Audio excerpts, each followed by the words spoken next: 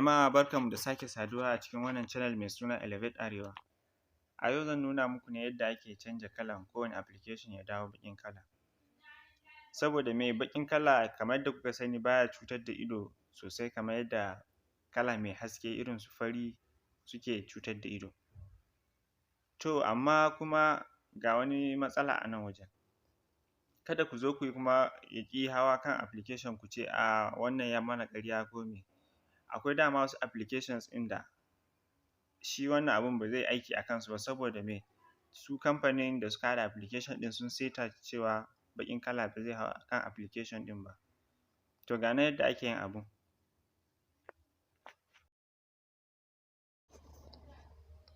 Mataki na farko shi ne zan je in shiga Play Store wato inda ake downloading application kenan.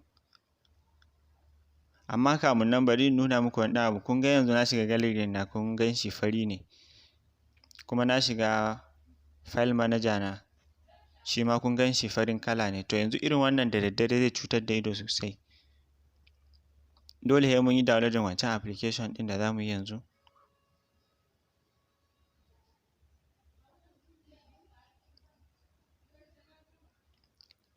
Yanzu zan shiga Play Store sai in yi searching dark mode nake nufi. In na yi searching zai nuno su da yawa, sai in shiga wancan dark mode, enable dark mode and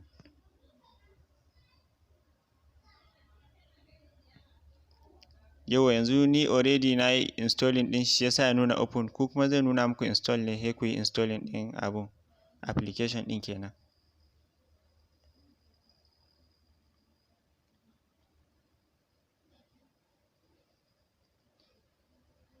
Yanzu zan danna open, zai buɗe min cikin application ɗin.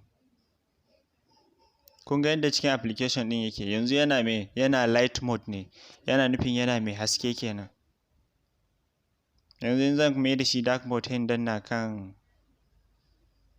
dark mode ɗin nan, yanzu za ku ga komai ya dawo baƙi a cikin application ɗin, ma'ana ya hau kenan.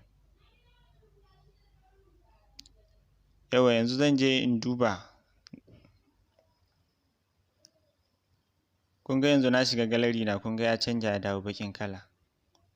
Yanzu irin wannan zai hana idon mutum samun matsala da wuri saboda me yana da duhu ba zai cutar da ido ba. Kun ga gallery na ma ya dawo baƙin kala. To jama'a assalamu alaikum, da fatan kowa ya ƙaru.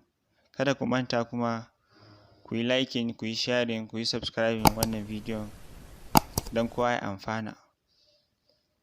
Na bar ku lafiya.